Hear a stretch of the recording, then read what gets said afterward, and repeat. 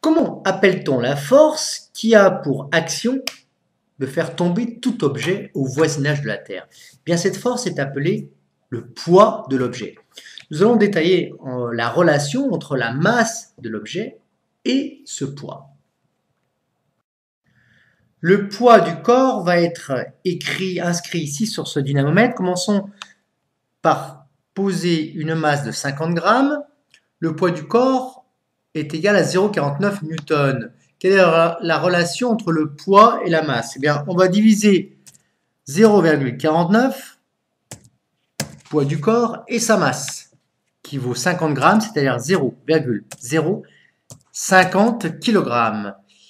Eh bien, ça nous fait 9,80. Suspendons, cette fois-ci, une masse de 100 grammes. Eh bien, cette fois-ci, le poids est de 0,98 newtons et la masse vaut 100 grammes, c'est-à-dire 0,100 kg. Le rapport vaut toujours 9,80. Donc, il y a proportionnalité entre le poids d'un corps et la masse m. Le coefficient de proportionnalité est égal à 9,8 newtons par kilogramme, c'est-à-dire que sur Terre, 1 kg de matière est soumis à une force d'environ 9,80 newtons. Le vecteur poids d'un corps sur Terre, tout corps de masse m et de centre de gravité grand G, placé au voisinage de la Terre, est soumis à une force attractive appelée son poids P. Le poids est un vecteur force, il possède donc 4 caractéristiques. Gt est le centre de gravité de la Terre, confondu avec son centre géométrique. Quelles sont les caractéristiques? Mais la direction, c'est la droite GGT. Donc ici, on a représenté le bonhomme avec le centre d'inertie G, et Gt est le centre de la Terre. Le sens, c'est de G vers Gt. Le point d'application, c'est le centre d'inertie G du personnage. Et sa valeur, c'est P égale m fois G, avec en unité P en newton, m en kilogramme et G en newton par kilogramme.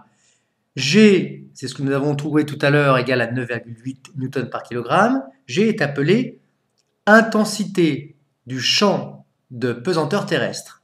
À la surface de la Terre, G égale 9,8 newton par kilogramme. Cela signifie qu'un objet de masse m égale 1 kg, posé à la surface de la Terre, est soumis à une force d'intensité P égale 9,8 newton, appelé son poids. Un exemple, calculons le poids d'un objet de masse m égale 50 kg posé sur Terre. En 1, on écrit l'expression littérale, c'est-à-dire la relation liant le poids P, la masse m et l'intensité du champ de pesanteur terrestre petit g, P égale mg. On passe au calcul, P égale m, 50 kg qui est bien dans l'unité légale qui est le kilogramme, fois 9,8 newtons par kilogramme, ce qui nous fait donc 4,9 fois 10 puissance 2 newtons, c'est-à-dire 490 newtons environ.